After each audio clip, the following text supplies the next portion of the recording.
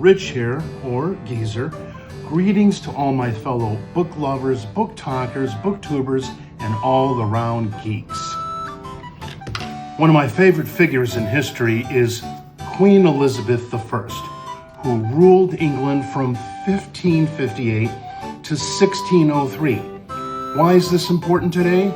Because today in my country, women are still under attack, and Elizabeth, over 400 years later, remains a shining beacon of success against the patriarchy.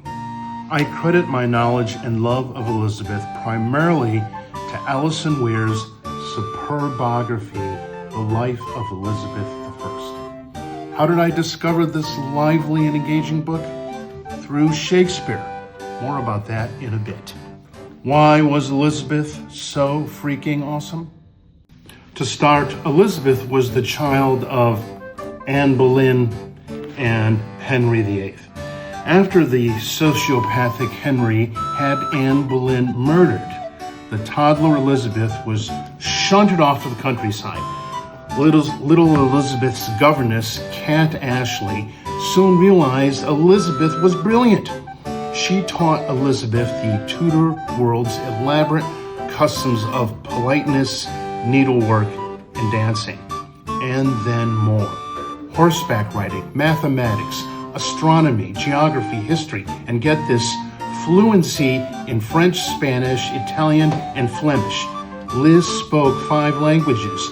She was a freaking polymath. After King Henry married Catherine Parr, his 6th wife, Parr got Elizabeth restored to the line of succession.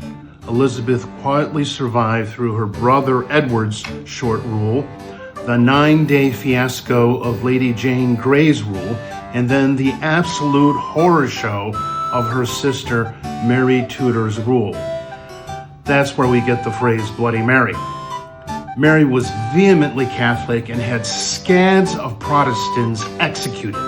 At one point, she even had her own sister Elizabeth imprisoned. Liz survived it all, and when Mary died, Elizabeth became queen. Elizabeth ruled England as a woman in a sexist society. Think present-day Arkansas, only worse. The men who comprised the sprawling English government were comprised of only men, down to the last soul, save for their queen. They spent the next 30 years trying to get Elizabeth married off so she could have a husband to run things for her. Elizabeth played them, wooing bunches of foreign princes, but never, ever submitting. In addition to keeping control of her country and her own autonomy against fierce opposition, Elizabeth stabilized the religious warfare that had torn England apart since King Henry first started executing his uppity wives. Elizabeth's leadership helped destroy the Spanish Armada, transforming Europe. One of Liz's greatest speeches she delivered from horseback, fully armored, as her sailors got ready to take on the Armada. Elizabeth established economic prosperity by creating and managing a strong central government, establishing trade routes with other countries, and yes, colonizing.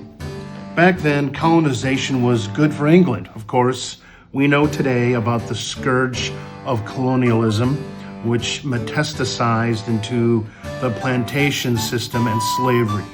So on that one, Liz, not so good.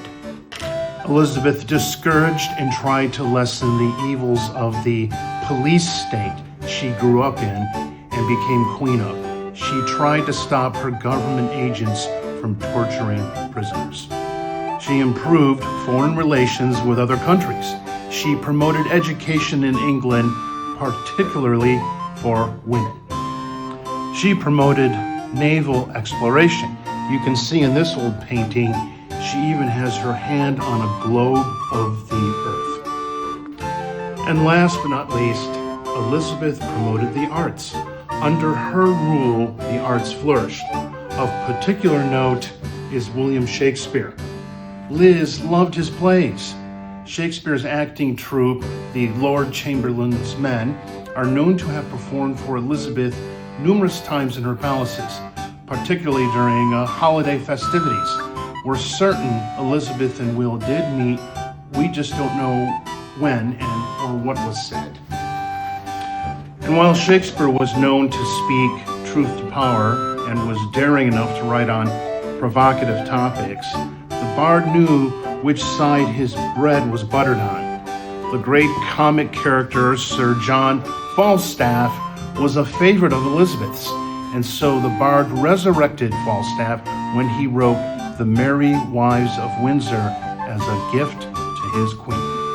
Yes, friends, it was my study of Shakespeare years ago that drew me to learn about Elizabeth and to learn about one of the greatest women in history. Elizabeth's support of the arts transformed Western literature, the effects of which we still enjoy today. If you want to learn more, pick up Alison Weir's biography. See you next time, and happy reading